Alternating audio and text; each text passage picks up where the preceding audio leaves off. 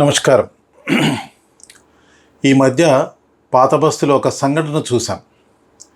ఏంటంటే గోవులతో నిండి వస్తున్నటువంటి ఒక లారీని ఎంఐఎం పార్టీకి చెందినటువంటి ఒక ఎమ్మెల్యే ప్రజాప్రతినిధి ప్రజల చేత ఎన్నుకోబడి రాజ్యాంగబద్ధంగా ప్రమాణ స్వీకారం చేసినటువంటి వ్యక్తి చట్టాన్ని చేతిలోకి తీసుకొని గోవులను తరలించుకొని వెళ్ళాడు.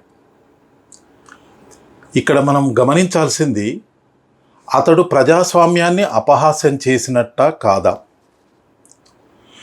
రెండవది, అక్కడ ఉన్నటువంటి పోలీసులు ప్రేక్షక పాత్ర వహించి చూడడం, అంతేకాకుండా గోవుల తరలింపును అడ్డుకున్నటువంటి హిందువులపైనే కేసులు పెట్టడం పక్షపాత ధోరణి అవునా కాదా?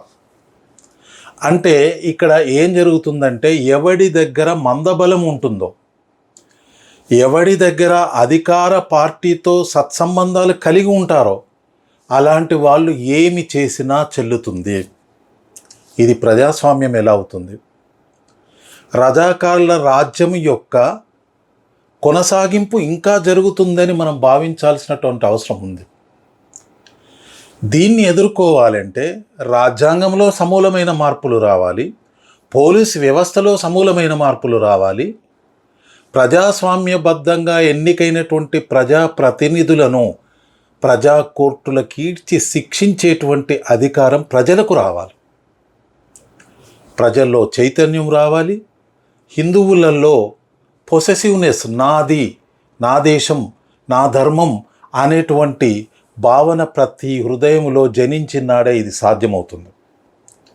బెంగాల్లో ఏ విధమైన చైతన్యం వచ్చి పశ్చిమ బెంగాల్లో అక్కడున్నటువంటి అక్రమ చొరబాటుదారులను వెలగొట్టే పరిస్థితి ఎలా వచ్చిందో, తెలంగాణలో కూడా అలాంటి పరిస్థితి వచ్చినప్పుడే తెలంగాణ బాగుపడుతుంది, అభివృద్ధికి నోచుకుంటుంది. అధికార పక్షంతో చేతులు కలిపేటువంటి కుమ్ముక్కయ్యేటువంటి దేశద్రోహులను తరిమి కొట్టే పరిస్థితి రావడానికి అది సహాయపడుతుందని మీ అందరికీ విజ్ఞప్తి చేస్తూ, హిందువులను ఎవరు రక్షిస్తారో, హిందూ ధర్మాన్ని ఎవరు రక్షిస్తారో, గోవులను ఎవరు రక్షిస్తారో, దేవాలయాల్ని ఎవరు పునర్నిర్మిస్తారో, అక్రమ కట్టడాల్ని ఎవరు నేలకూరుస్తారో, అక్రమంగా దేవాలయాల్ని నాశనం చేసిన వారిని శిక్షించి ఆ దేవాలయాల్ని పునరుద్ధరిస్తారో అలాంటి పార్టీలనే ఎన్నుకునే పరిస్థితి తెలంగాణలో రావాలని చెప్పి మనస్ఫూర్తిగా కోరుకుంటున్నాను. జై హింద్, జై భారత్.